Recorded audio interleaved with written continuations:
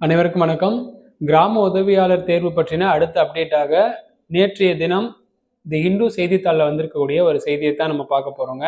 இந்த செய்தியில் என்னெல்லாம் சொல்லியிருக்கிறாங்க, இந்த தேர்வர்கள் வெயிட் பண்ணுறதுனால என்ன மாதிரியான ஒரு மன உளைச்சலுக்கு உள்ளாயிருக்கிறாங்க, இதற்கு அரசு என்ன அடுத்த கட்ட நடவடிக்கை எடுக்கலாம் அப்படிங்கிறத பற்றி இந்த ஒரு முழு காணொலியில் பார்ப்போம் வாங்க. ஸோ முதல்ல பாருங்கள், இது கிராம உதவியாளர் பணிக்கு 2299 பேர் தேர்வு எழுதுவதற்கு விண்ணப்பிக்கலாம் அப்படின்னு சொல்லியிருந்தாங்க. பல பேர் இதுக்கு விண்ணப்பிச்சாங்க. விண்ணப்பித்து 10 மாதங்கள் ஆகிவிட்டது. ஆனால் இன்னும் பணி நியமன ஆணை வழங்கப்படவில்லை. அதனால் இதற்கு உரிய நடவடிக்கையை தமிழக முதல்வர் எடுக்க வேண்டும் அப்படின்னு ஒரு கோரிக்கை முன் வச்சிருக்கிறாங்க. ஸோ அந்த ஒரு டீட்டெயிலை தான் நம்ம இதில் பார்க்குறோம்.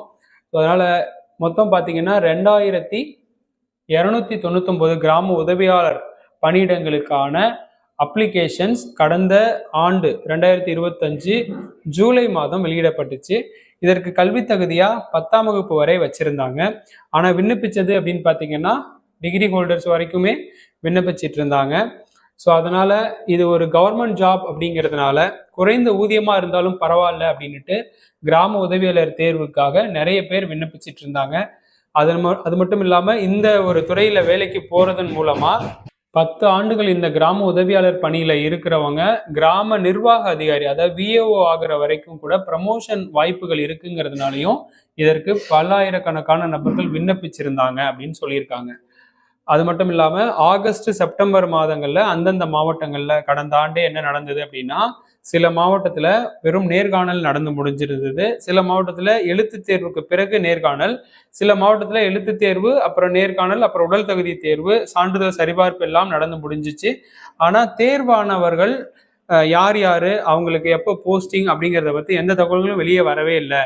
அதனால இந்த தேர்வு எழுதி நிறைய மாவட்டங்களில் வெயிட் பண்ணிட்டு இருக்கிற மாணவர்கள் இன்னும் அந்த பணி கிடைக்காம இருக்கிற மன உளைச்சல்ல இருக்கிறாங்க. இன்னும் சில மாவட்டங்களில் அப்ளிகேஷன் ப்ராசஸே ஸ்டார்ட் பண்ணல.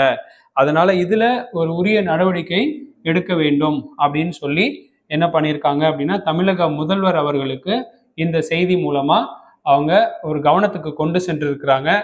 இதை தமிழக முதல்வரும் வருவாய்த்துறை அமைச்சருமாக இருக்கிறவர்கள் இந்த ஒரு செய்தியை பார்த்து விட்டாவது கூடிய விரைவில் இந்த கிராம உதவியாளர் தேர்விற்கான அடுத்த கட்ட நடைமுறையை அவர்கள் எடுக்க வேண்டும் அப்படிங்கிற ஒரு கோரிக்கை தான் இந்த செய்தியில் முன்வைக்கப்பட்டிருக்கு.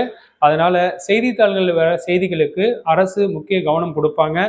அந்த அடிப்படையில் கூடிய விரைவில் கிராம உதவியாளர் தேர்வுக்கு தேர்வு ஆகி இருக்கிறவங்களுக்கு அடுத்த கட்ட நடவடிக்கை என்ன, இன்னும் விண்ணப்பிக்காதவர்களுக்கு அடுத்த கட்ட நடவடிக்கை என்ன, அல்லது பாதி ப்ராசஸ் முடிஞ்சு வெயிட் பண்ணுறவங்களுக்கு அடுத்த கட்ட ப்ராசஸ் என்னங்கிறத அடுத்த அப்டேட்டில் எங்களுக்கு தெரியும் பட்சத்தில் தெரியப்படுத்துகிறோம்.